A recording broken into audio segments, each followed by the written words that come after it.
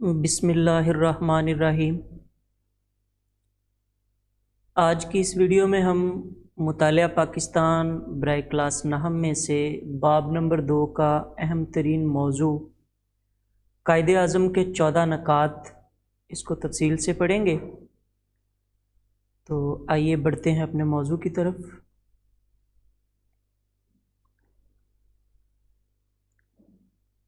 قائد اعظم محمد علی جناح 1913 کے اندر مسلم لیگ میں داخل ہوئے اور اس کے بعد انہوں نے مسلم لیگ اور کانگریس کو ایک جگہ اکٹھا کر کے بر صغیر کے لوگوں کی مشکلات کو حل کرنے کے لیے مشترکہ جدوجہد کرنے کا عزم فرمایا، اور اس کے تحت سب سے پہلا کارنامہ انہوں نے 1916 کے اندر کانگریس اور مسلم لیگ کا مشترکہ ایک اجلاس کر کے دونوں کو مشترکہ جدوجہد کرنے پہ رضامند کیا۔ اسی بنا پہ انہیں 1916 کے اندر معاہدہ لکھنؤ کی وجہ سے ہندو مسلم اتحاد کا بانی قرار دیا گیا، لیکن کچھ سالوں کے بعد ہی کانگریس نے ان تمام کاوشوں پر پانی پھیر دیا اور 1928 کے اندر ایک رپورٹ شائع کی جس کو نہرو رپورٹ کے نام سے یاد کیا جاتا ہے۔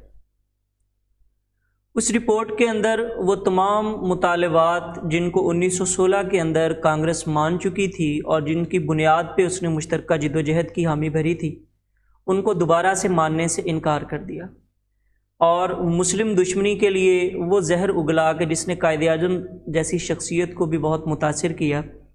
آخر کار قائد اعظم محمد علی جناح نے کانگریس سے بالکل وہ علیحدگی کا فیصلہ کیا اور اپنا ایک نیا منشور وہ حکومت برطانیہ کے سامنے رکھا، جس کے اندر انہوں نے وہ 14 نکات بیان کیے جس کو وہ مسلمانوں کی بقا اور ان کے مستقبل کی سلامتی کے لیے اہم تصور کرتے تھے۔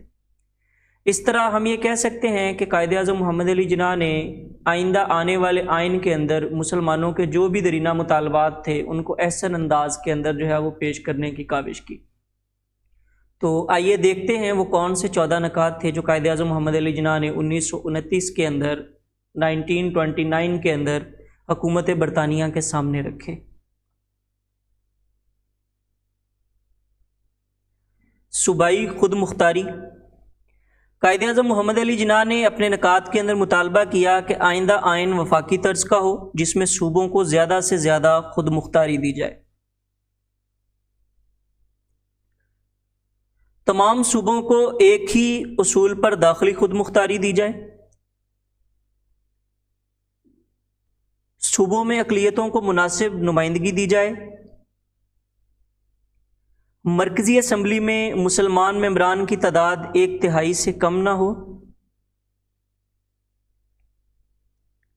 جداگانہ انتخاب کا اصول ہر فرقہ پر لاگو ہونا چاہیے، البتہ اگر کوئی فرقہ چاہے تو اپنی مرضی سے مخلوط انتخاب کا طریقہ کار قبول کر سکتا ہے۔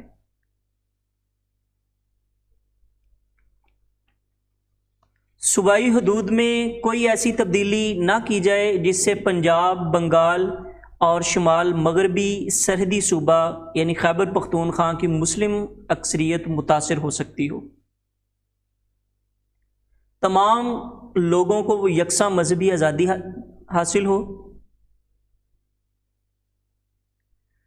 اگر کوئی مسودہ کسی خاص فرقے سے متعلق ہو اور اس فرقے کے 3/4 اراکین اس مسودے کے خلاف رائے دیں تو اسے نامنظور سمجھا جائے۔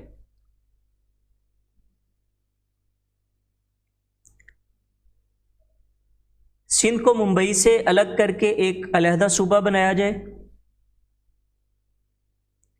بلوچستان اور شمال مغربی سرحدی صوبے میں بھی دیگر صوبوں کی طرح اصلاحات کی جائیں۔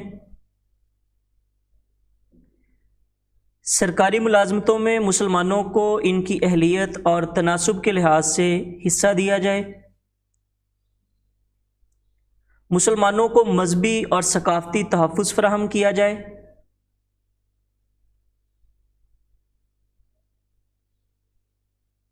آئین میں صوبوں کی مرضی کے بغیر کوئی تبدیلی نہ کی جائے۔ صوبائی اور مرکزی وزارتوں میں مسلمانوں کو کم از کم 1/3 نمائندگی دی جائے۔